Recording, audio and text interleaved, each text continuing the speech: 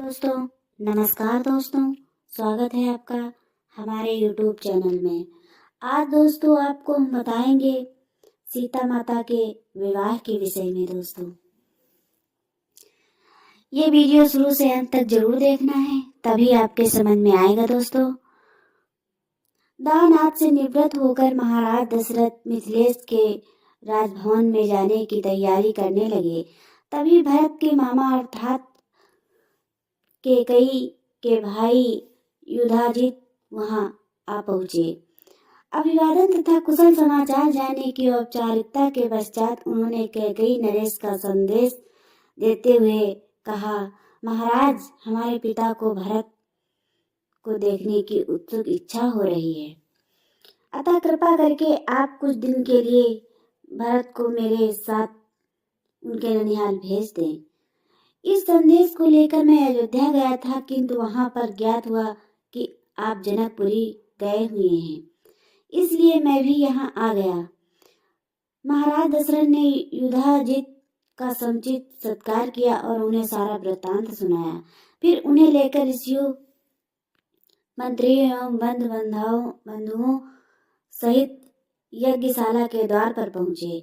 थोड़ी देर बाद नाना प्रकार के आभूषणों को धारण किए हुए रामचंद्र अपने भाइयों भरत, लक्ष्मण और शत्रुघ्न के साथ उनके पास आकर खड़े हो गए।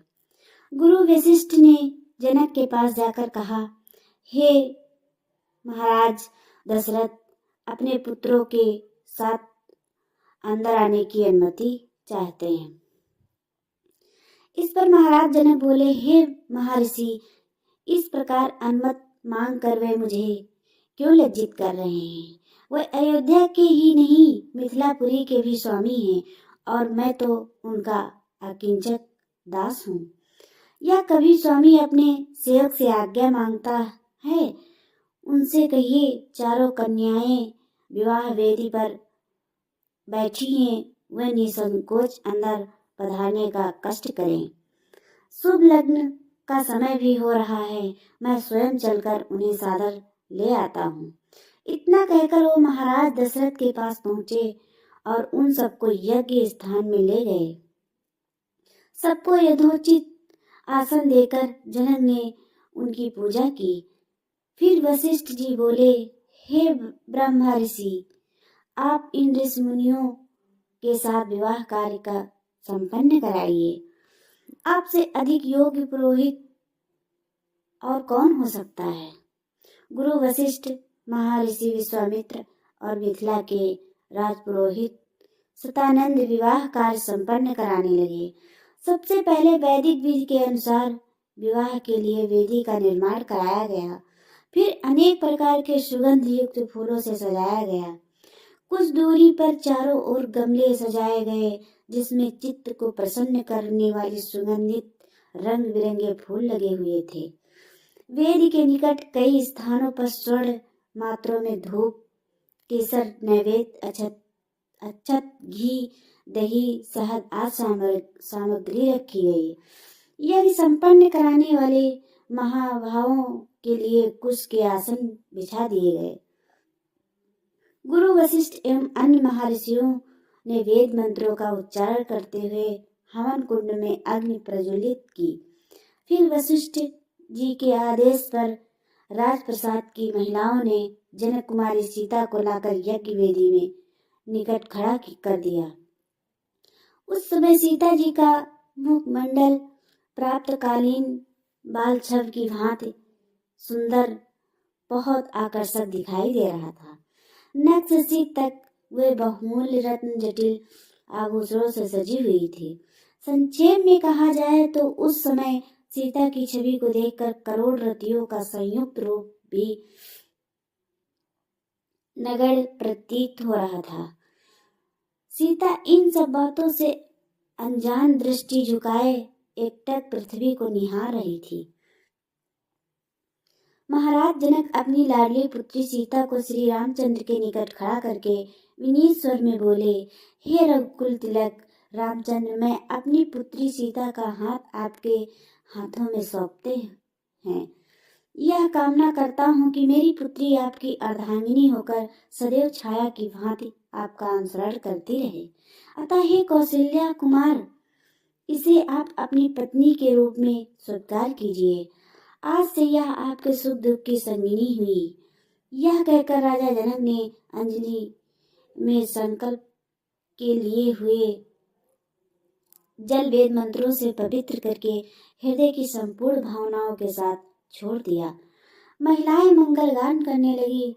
मृदंग, दुमदुमी तथा नाना प्रकार के वाद्य यंत्रों का सुमधुर स्वर चारों ओर गूंजकर इस हर्षपूर्ण घटना की सूचना देने लगा।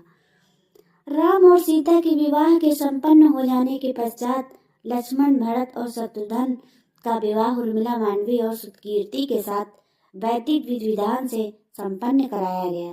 राजा जनक अपने नेत्रों में स्नेह पूर्ण अश्रु भर कर बोले, हे अयोध्या राजकुमारों, आप चारों भाई सूर्य कुल के गौरव, पराक्रमी, धर्मपरायण, तेजस्वी, सौम्य, विद्वान एवं सदाचार के गुणों से मंडित हैं। जनकपुरी के इस राजकुमार कुल की हार्दिक कामना है कि उसकी ये चारों कन्याएं गुण, कर्म, स्वभाव से आपके अनुकूल बनकर सब प्रकार से आपकी सहयोग अर्धांगिनियां सिद्ध हों। इसके पश्चात वशिष्ठ जी की आज्ञा से चारों राजकुमारों ने अपने अपनी नवविवाहित पत्नियों के साथ अग्नि की प्रदक्षिणा की। विवाह संपन्न होने के पश्चात महाराज दशरथ समस्त मंत्रियों, ऋषियों, मुनियों और समतियों राजकुमारों के साथ अपने ठहरने के स्थान पर चले गए। जनकपुरी में रात्रि विश्राम करने के प्रातः काल मुनि विश्वामित्र विदा लेकर उत्तराखंड की ओर चले गए। महाराज जनक ने दहेज के रूप में असंख्य दास दासियां, हाथी, घोड़े, गौएं, रत्न, जटिल आभूषण, वस्त्र, बर्तन आदि नाना प्रकार की वस्तुएं देकर अयोध्यापति दशरथ को विदा किया और उन्हें पहुंचाने के लिए नगर के द्वार तक आए। वे हाथ जोड़कर बड़ी नम्रता के साथ बोले, हे राजन, मुझे सब प्रकार से अपना दास समझकर मुझ पर कृपा बनाए रखिए। मैं एक बार भी आभार पूर्वक कहना चाहता हूँ कि आपने मेरे कुल के साथ संबंध स्थापित करके मुझे गौरव किया है। मेरी कन्याएं आपकी आज्ञाकारिणी एवं दोनों कुलों का गौरव बढ़ाने वाली हो, यही मेरी मनोकामना है।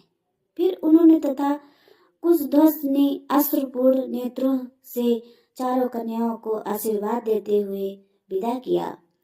दोस्तों, अगर सीता माता का विवाह का व्याख्यान अगर आपको पसंद आया हो तो लाइक, सब्सक्राइब दोस्तों जरूर करें और कमेंट में जय श्री राम दोस्तों जरूर लिखें।